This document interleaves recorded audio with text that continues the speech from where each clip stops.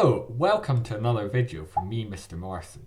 Today we're going to create this Barnes Night themed game. So in Scotland, Barnes Night is coming up where we celebrate our national poet, Robbie Burns, and one of Robbie Burns' most famous poem is To a Haggis, which is about haggis. So here's the creature, the haggis, hiding in the hills. That's a legend. Anyway, so I'm trying to click on the haggis as many times as I can when he appears within a time. So we had a 30-second timer there and I scored 13 before the timer ran out. So let's go and create a project on Scratch. So go to the Scratch website and press the create button. Then name your project. It could be Catch the Haggis. And what we're going to do first is we're going to go into backdrops and I'm going to upload a backdrop. Now you can find the files that I'm going to be using down below this video. So you'll download a folder that says Haggis Game Assets and we're going to choose the picture, which is a Scottish scene. This is generated by AI. It looks quite realistic for a Scottish scene. Now, I'm going to delete the first backdrop here, so we've just got Scottish scene. I'm then going to go into my sprite one, and I'm going to choose a costume, and I'm going to upload a costume. And in that folder we were just in, you will have seen there was two of these. Use the control key on your keyboard to select Haggis Happy and Haggis Shocked, and they'll load in here like that. I can then delete the cats because we don't need the cats, we want the haggis. So we've got our haggis to begin with. So make sure we're on the haggis, we're going to do our coding. So what we're going to do, we're going to make it appear in random places. So it's going to be different every time you play the game, but that's good. So we need a when green flag is clicked, we want a go to, and I'm just going to click on where he is at the moment, and that's fine. And then I'm going to go to show, which is in looks, so this means we'll see him, and also set size to 100% to begin with, so it's nice and big on the screen. And I'm going to get him to say, which is also in looks, I'm going to get him to say click on me to catch me. Okay, or you could say something similar. So that means when the green flag is clicked, you'll say click on me to catch me. So that explains the game to the players of your game. We're then going to go to control and go to forever. Then we're going to hide him because we don't want to see him moving to a different place. We're then going to set size, which is in looks as well. So set size.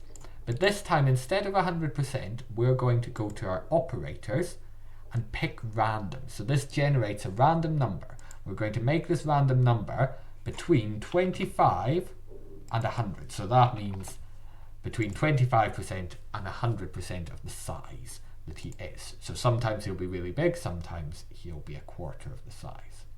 Then we'll go to control and go into weight. And we're going to weight again a pick random. And we're going to pick a random length of time between 0.2 and, oops, I've added an extra decimal point there, and 1.5. So this means the time that he'll take to appear will be slightly different. Then the important bit here is in motion, and it's go to random position. So this means you'll go to a random position on the screen. And all of this is currently while he's hidden. So after he's moved to the random position, we go to looks and we'll go to show. So that means he's going to show, and then we'll keep him in the same place for a little second. We'll do wait 1 second. So that means that he'll be in the same place so that you have a chance to catch him. Then we're going to go and get when this sprite is clicked in events, and this means we need to what happens when we click it, where we're going to have a looks and I'm going to switch the costume to Haggis shocked, like that. And then I'll do a sound. Let's have a sound play a sound. Now at the moment it says meow. Let's go into sounds up here and search for a sound, and I just want the pop one, a nice little pop. So I just delete that and go back to my code, and I can change the meow to pop. Then I'm going to go into my control, and I'm going to wait for 0.3 seconds, and then I'm going to hide. So that means when he's clicked, it'll pop, wait for a little minute on that shocked face, and then disappear. Okay, then we're going to change our score. So we need a variable and make a variable and call it score. For all sprites, that's fine. So this means now we're going to change score by 1. And finally, I'm going to go into looks and make my Haggis switch costume to Haggis happy. Okay, so now we've got everything that happens when they're moving about. We can maybe do this. Yep, click, click. There we go, that's working. Okay, I'll stop that because we're going to, and I'm going to press green flag again to get him there. Now, we're going to go in to the backdrops to do the next piece of code. So, need to go into backdrops, and in this backdrop, I am going to do a couple of things. I'm first going to go into backdrops, and I'm going to right click and duplicate this, and I'm going to call this one game over. I'm then going to insert some text somewhere at the bottom, I think, called game over. I'm going to select that text, and I'm going to make it white so it stands out on the background, I think, and make it a nice curly, a kind of stereotypical kind of font here. So there we are, game over for this kind of game. Now I'm going to go back to the code, and this is the code for backdrops. There's a little backdrop in the corner, and I'm going to go into events. When green flag is clicked, I'm going to go to my variables, and this is where the variable score is set, and then I'm going to switch backdrop to Scottish scene, and then I'm going to set a timer. So we need a new variable, make a variable, call it time. Could be timer, I think time will be fine because it's up here.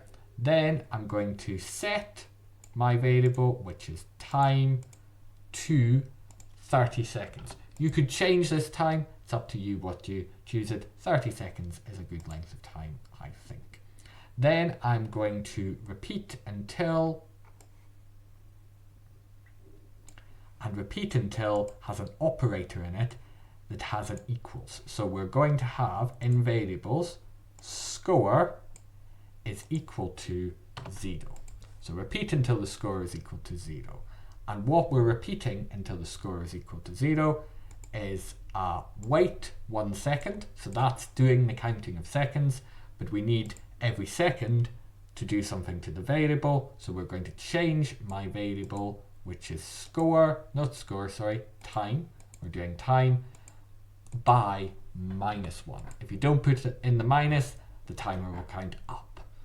So then last thing we're going to do on here is switch backdrop to and make the backdrop our game over, and finally have an event where we stop all, which is actually in control, sorry, stop all. Now, I've noticed I've made a mistake. This variable here should not be score, this should be time. So repeat, time is equal to 0, and then the game should work. Here we are, click on me to catch me. There we go. I think we get the idea, it seems to be working. I'll not wait for the whole game to finish, but I'll say to you, if you're celebrating Burns Night, enjoy, and I hope to see you in another video very soon.